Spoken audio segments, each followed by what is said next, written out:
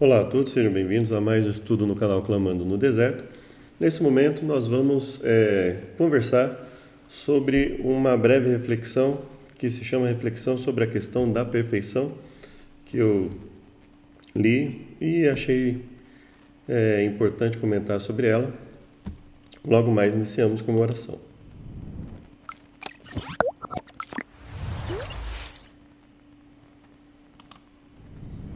Obrigado, Deus, por tudo que nos tem concedido até agora, nos dê a tua sabedoria, livre-nos de todos os males, imploramos em nome de Jesus. Amém. Então vamos lá? Reflexão sobre perfeição.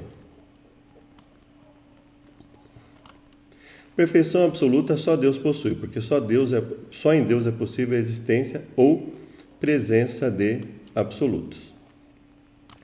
Para que algo seja absoluto, tipo perfeição absoluta, amor absoluto, vida absoluta, conhecimento absoluto, tal elemento não pode ser um evento, algo que acontece dentro do tempo limitado por um antes e depois. Veja que até aqui foi só uma afirmação, não há nenhuma demonstração. Não é? Então vamos pensar o seguinte: perfeição absoluta no sentido da obediência, só Deus possui? Só Deus pode obedecer perfeitamente a si mesmo? Então, o que isso quer dizer com perfeição absoluta? Não é? Que tipo de perfeição se quer tratar aqui? Não é? No campo cristão, geralmente quando se fala em perfeição, se fala na ideia de que Deus concede ao ser humano as suas determinações, seus mandamentos, as suas palavras, e concede ao ser humano capacidade de obedecer a todas elas, ainda que o ser humano venha a cair, não é? Ele concede esse poder ao ser humano, não é? Então, dizer que não pode haver nenhum tipo de nada absoluto transmitido por Deus a algum ser é uma afirmação que em si mesma não encontra um respaldo inicial. Ela precisa ser demonstrada, não é? Agora, que tipo de absoluto está falando? Não é? Todo e qualquer absoluto? O que se quer dizer exatamente com esse tipo de afirmação? A realidade das coisas dentro do tempo são caracterizadas por contradição. Veja, aqui mais uma afirmação. Agora, nesse momento vai ser dado o exemplo. O que é evento agora não era antes e não será depois. Isso não é contradição. Veja, vamos ver a definição de contradição. Dicio.com.br. Você pode ver outros lugares também. O que se opõe ao que foi dito ou feito anteriormente caiu em contradição. Veja, eu almocei hoje e agora à noite não estou almoçando. Estou em contradição comigo mesmo? Não. Eu não estou almoçando e não almoçando ao mesmo tempo. Então não estou em contradição, né? Se você olhar, por exemplo, em termos lógicos, o princípio da não contradição, ele não diz respeito a algo que é agora e deixou de ser no futuro estar em contradição. A afirmação é um comportamento que expressa incoerência em relação ao que foi feito ou dito anteriormente. O fato de um evento ocorrer e depois deixar de ocorrer, isso não o torna contraditório. A ausência de nexo, coerência, lógica, discrepância, falta de acordo com opiniões, ideias, sentimentos contrários aos de outrem, ato de contradizer, dizer ou fazer exatamente o oposto. Lógica, princípio em que algo não pode ser ou não ser ao mesmo tempo. Seria ser e não ser, né? O mais indicado seria ser e não ser ao mesmo tempo. A regra que dá como caráter da verdade é a exclusão de toda contradição. Então, eu não sei se esse material visa anular o princípio da contradição. E aí eu tenho um vídeo, eu acredito que seja no canal Brasil Pensa, que posso colocar posteriormente, que fala aí a respeito do princípio da não contradição, em que alguém aí da área das humanas resolve falar sobre o assunto e eu faço ali um comentário contrário a essa colocação, né? Então isso não é contradição. Então vamos pensar o seguinte: a execução do plano da redenção é contraditória? Porque antes de Adão e Eva pecarem, a execução, por exemplo, não havia se iniciado, ela estava apenas nos planos. E depois da volta de Jesus, por exemplo, depois que tudo estiver ajustado, a execução do plano da redenção será necessária, ou seja, nós teremos pecado depois desse momento, quando estivermos com Cristo, nós teremos pecado? Não. Então, essa execução, ela não será mais necessária, ela é contraditória por causa disso? A morte de Jesus na cruz foi contraditória?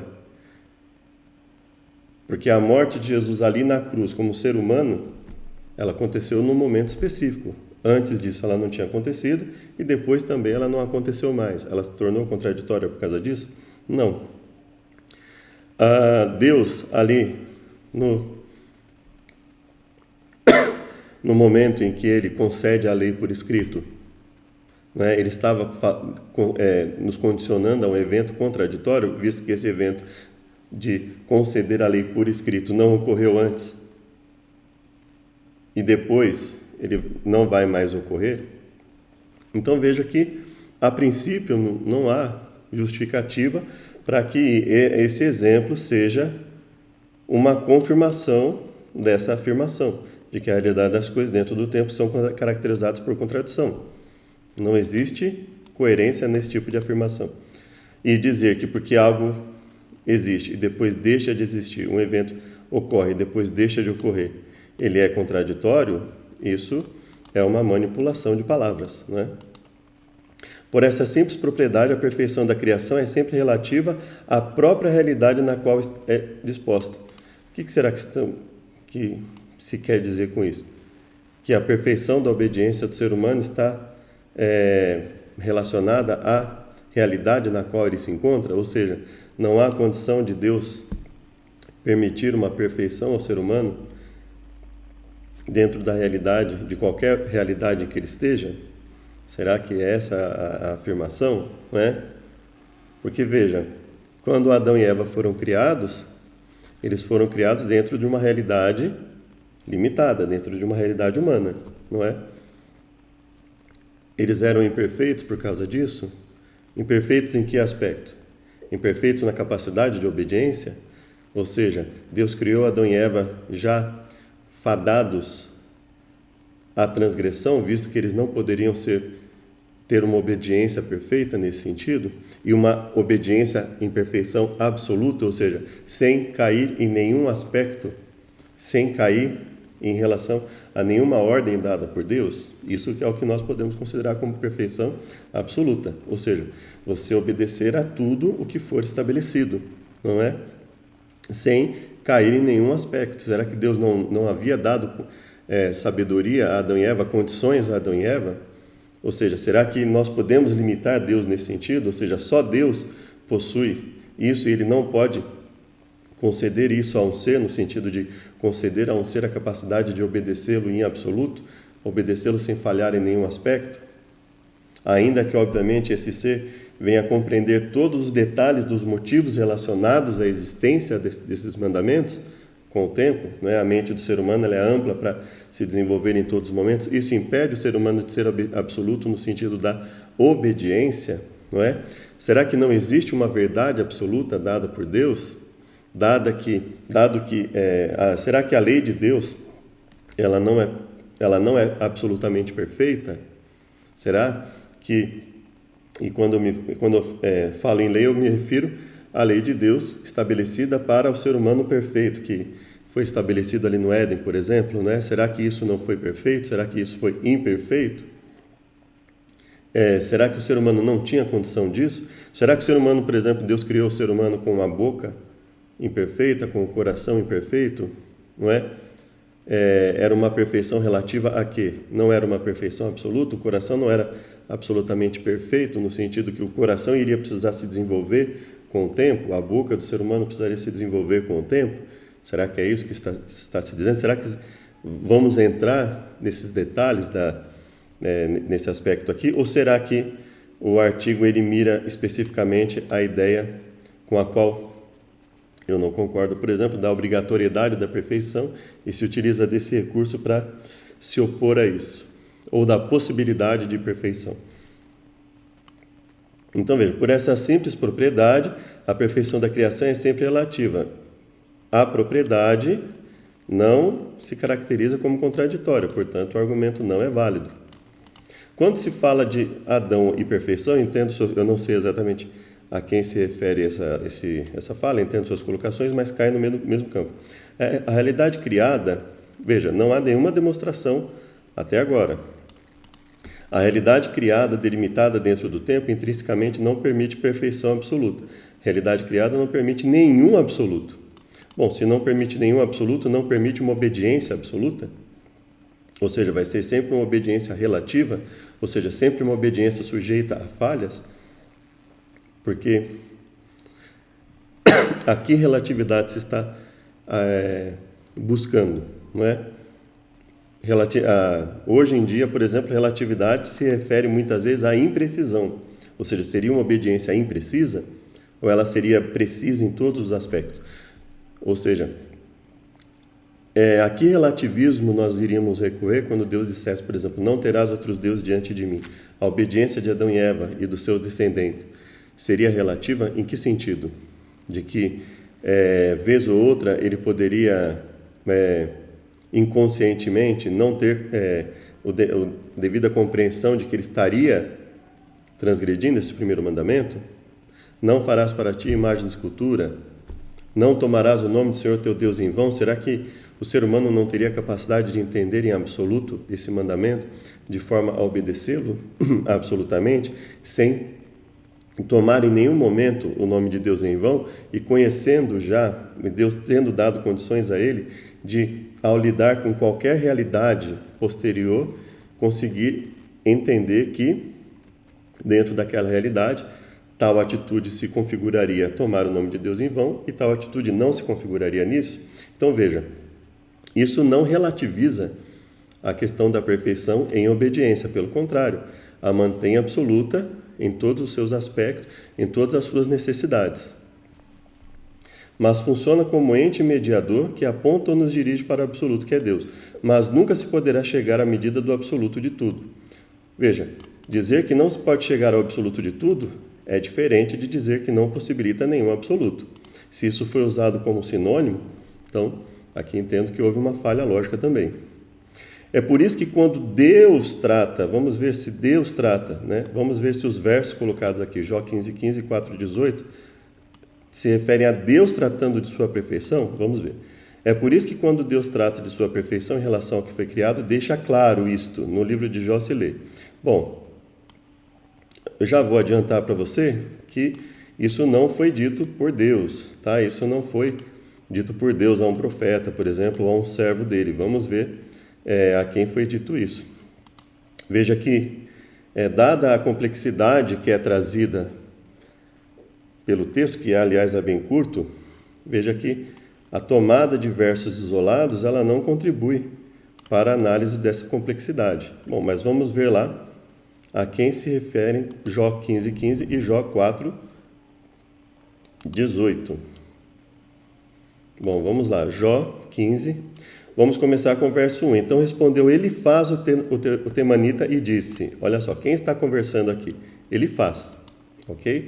Porventura proferirá o sábio vã sabedoria, encherá de vento oriental o seu ventre, arguindo com palavras que de nada servem, com razões de que nada aproveita? Arguindo com palavras que de nada servem, com razões de que nada aproveita?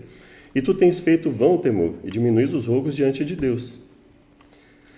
Porque a tua boca declara a tua iniquidade, tu escolhes a língua dos astutos, a tua boca te condena, e não eu, os teus lábios testificam contra ti. E é tu, porventura, primeiro homem que nasceu, foste formado antes dos outeiros? Veja, ouviste secreto conselho de Deus e a ti só limitaste a sabedoria? Quem está falando tudo isso aqui?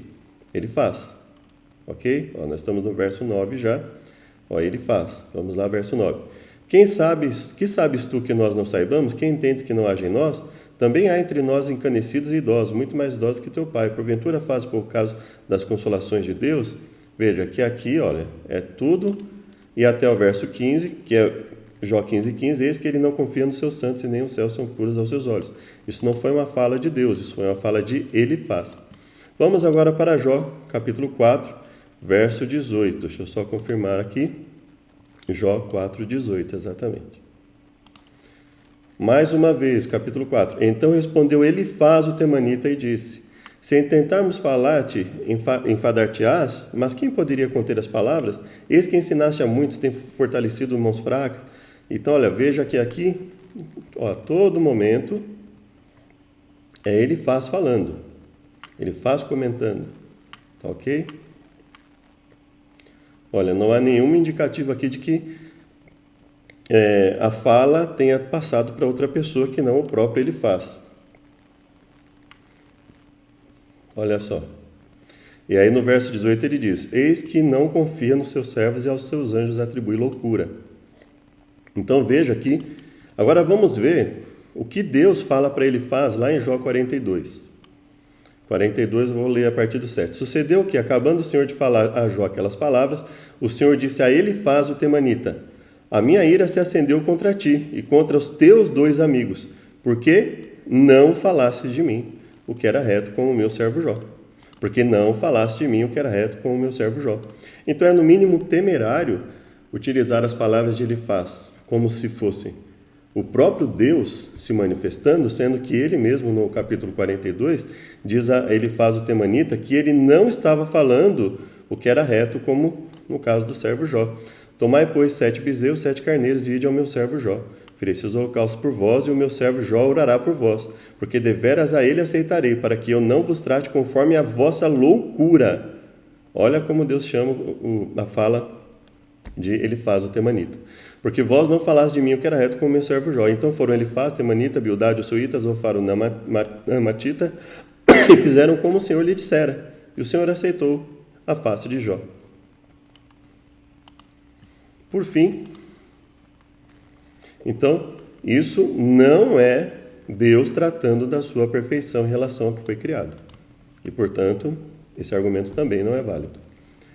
Esse é, digamos, um problema intransponível, problema entre aspas, né, intransponível para Deus em relação às suas criaturas. Por que seria intransponível para Deus? Primeiro, que não é Deus que apresenta esse problema. Segundo, que seria esse tipo de coisa intransponível para Deus em relação às suas criaturas?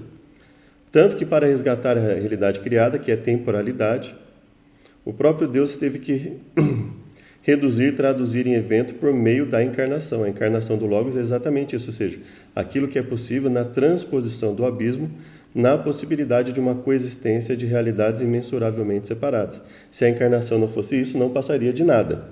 Então veja que aqui, com todo respeito, é basicamente uma verborragia aqui, né? Não há demonstração alguma do que é falado aqui, apenas se aceita, baseado no que foi argumentado acima, que é inválido, não é? Ou seja, a realidade em si mesma, o fato de um evento existir e depois deixar de existir, isso não torna contraditório. A contradição vem justamente do problema, a contradição entre os eventos que ocorrem na vida humana, por exemplo, é justamente resultado do pecado, não é? Não haveria contradição, não haveria falta de lucidez no ser humano, não haveria o ser humano agindo de uma forma e depois agindo de outra contrária ao que se é determinado. Mas assim, vamos dizer assim, foi a melhor fala até agora, não é? Então, ou seja, aqui entra-se no mistério da encarnação, que é misteriosa para nós, né? E existe uma série de coisas que nós não compreendemos no aspecto da encarnação. Mas o fato dessa fala estar firmada nas falas anteriores e essas falas serem inválidas, também a torna bastante frágil. Sendo assim, a própria perfeição de Cristo não pôde transcender aquele gênero de perfeição que é, por definição, próprio da realidade criada. Bom, aqui mais uma vez ficou uma fala vaga, né? No direito, quando a gente tem algo assim, a gente fala que são termos vagos, né? Termos imprecisos, né?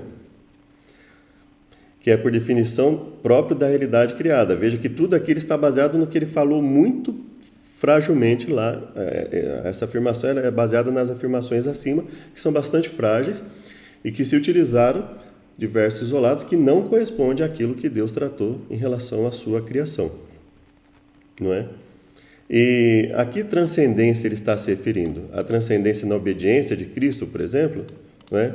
Ou seja, Cristo não foi perfeito na sua obediência a Deus, Cristo não foi perfeito na sua compreensão a respeito das suas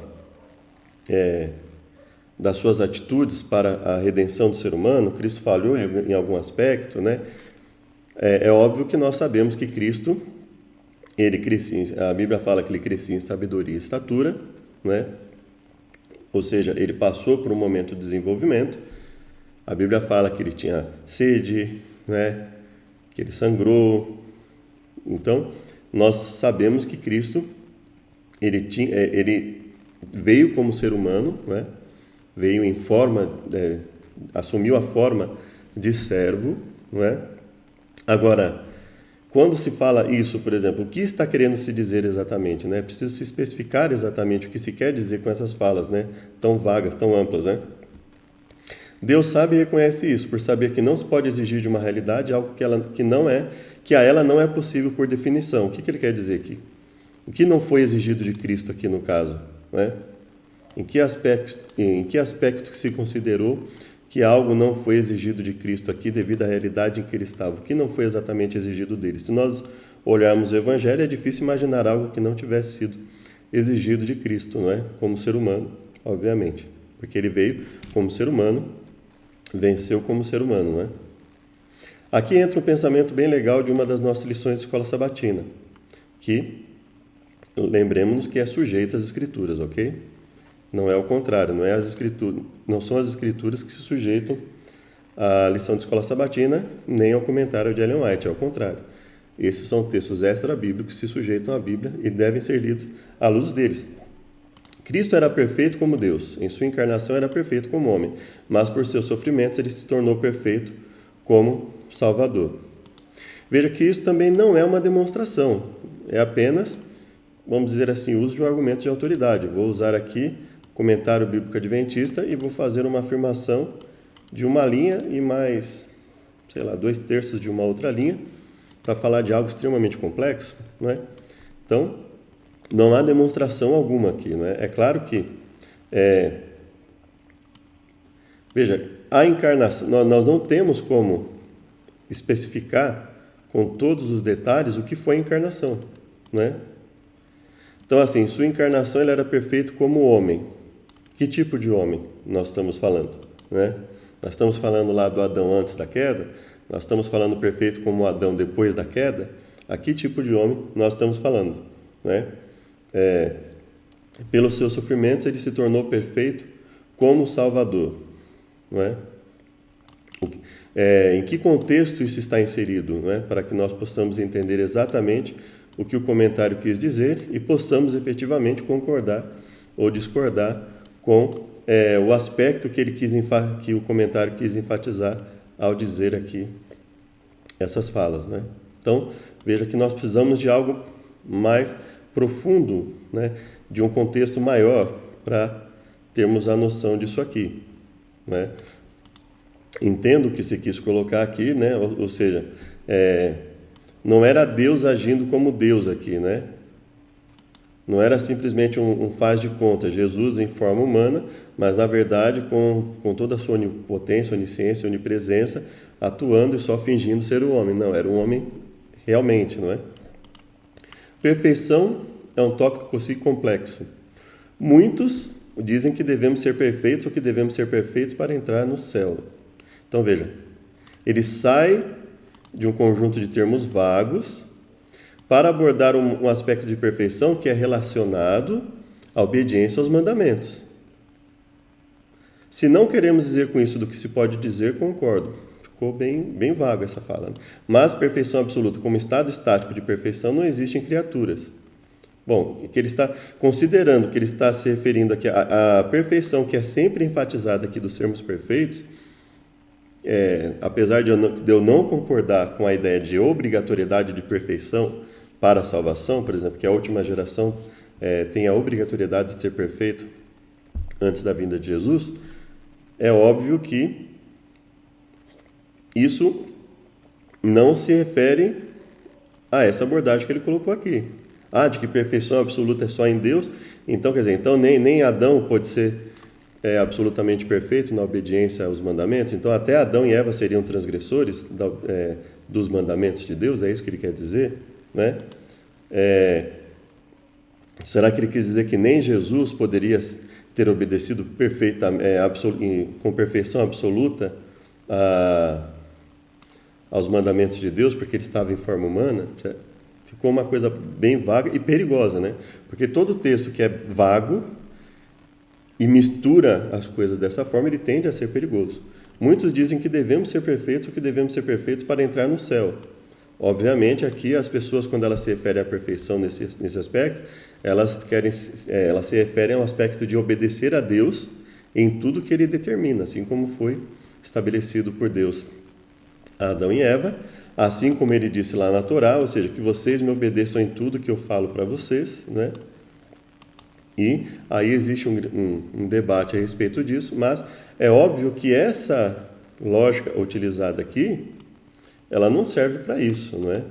Ou seja, essa afirmação, ela tem a ver com obediência aos aspectos bíblicos. Então, é dentro da Bíblia que nós conseguimos definir isso, e não dentro desse tipo de estabelecimento de raciocínio que, além de nós vermos que tem uma série de aspectos inválidos, né? Ele, no único momento em que se refere à Bíblia, ele se utiliza de 2 versos isolados que não se referem à forma como Deus tratou da sua perfeição em relação às coisas criadas, né? E quando fala do comentário da bíblico adventista, usa ali um trecho extremamente pequeno. E quando fala de Ellen White também, que lembramos que ela deve ser lida à luz das Escrituras e nunca ao contrário, né? Aqui nós temos pouco menos de 3 linhas, né? Basicamente 3 linhas aqui. Os que estão sob a instrução de Cristo nesse mundo levarão consigo todas as realizações divinas para as mansões celestiais. E no céu devemos aperfeiçoar continuamente. Quão importante, então, é o desenvolvimento do caráter nessa vida. Bom, será que ela está dizendo o quê? Que nós teremos o caráter imperfeito no céu? Será que é isso que o autor desse texto quis dizer? Que nós vamos nos aperfeiçoar lá no sentido que quando chegarmos ao céu ainda seremos pecadores, não obedeceremos completamente a Deus no que Ele fala? Se é isso, porque veja, ele está associando toda essa fala aqui a esse aspecto de ser perfeito aqui na Terra. Obviamente que as pessoas, quando falam do dever de ser perfeito aqui, elas não estão dizendo no sentido de que você vai ser exatamente como Adão foi lá, que você não vai ter mais nenhuma deficiência genética e etc. Não é isso que elas querem dizer, elas querem se referir ao aspecto da obediência aos mandamentos de Deus. Né? Via de regra, é isso que se fala sobre o dever da perfeição, é isso que a maioria das pessoas se refere, né? Então, se ele está falando aqui do aspecto que é via de regra, se refere a isso, né? E excepcionalmente, se ele estiver falando de outra coisa, aí deveria ter especificado no texto, né? Se nos aperfeiçoaremos no céu, é óbvio que não seremos jamais perfeitos, entre aspas, porque não se pode aperfeiçoar algo que já era perfeito. Então, veja, aqui ele também não especifica, não é especificado a que perfeição ele está se referindo. Ou seja, não seremos jamais perfeitos em obediência a Deus, é a isso que ele se refere? Bom, se ele se refere a isso, então é óbvio que está errado, biblicamente falando, né? Não é esse o aspecto que a Bíblia coloca, não é? Agora, se ele está dizendo que nós não seremos absolutamente perfeitos, no sentido que nós não entraremos em um nível que não precisemos aperfeiçoar o nosso conhecimento, por exemplo, não é? Se a intenção dele é essa, não é? Ou seja, vai ser uma perfeição relativa à nossa capacidade de pensamento. Agora, o que ele quer dizer com isso? Né? Quando ele fala é óbvio o que exatamente? Como entender isso? Simples, perfeição de criaturas é relativa como já explicado acima. Bom, não foi explicado, né? Foram faladas algumas coisas bem por cima e com argumentos que usam as palavras de uma forma cujo significado não está relacionado a elas, como quando ele fala, por exemplo, da realidade e da contradição. Quando ele fala da forma que Deus trata a sua criação, ele cita uma fala que não vem de Deus, mas de Elifaz, que foi condenado por Deus. Deus fala que Elifaz disse loucuras. Então, se existe aqui alguma relação entre o que Elifaz disse e o que Deus quis, isso foi excepcional, visto que, via de regra, Deus classificou as falas de Elifaz como loucura, né? Deus falou que ele deveria pedir perdão, oferecer sacrifício para o perdão dos pecados devido ao que ele falou. Então é isso, tem mais para dizer, mas são temas complexos de consideração teológico-filosófica. Quem mexe com isso sem levar em conta isto, ou fala besteira, ou vai ficar repetindo coisa que ouviu sem entender, ou pior, fazer as duas coisas. Eu acredito que, dada a forma bastante introdutória e vaga que o texto utilizou, essa fala ela ficou muito solta no texto, né? Sem levar em consideração o quê? Visto que pouco se demonstrou e naquilo que se tentou, nada praticamente se demonstrou. E dentro do que se tentou demonstrar, a demonstração foi bastante falha, né? Então, basicamente foi o que a minha compreensão do texto. E é sempre importante nós tomarmos cuidado com essas colocações. Não estou dizendo que essa colocação em específico foi isso, mas muitas vezes as pessoas usam ao sentido da expressão absoluto e relativo no sentido de preciso e impreciso, né? Porque basicamente é isso que muitos deles querem dizer, não é? O aspecto relacionado a uma imperfeição, não é? Então, veja aqui, fazendo aqui não houve demonstração no início do texto do que se queria dizer.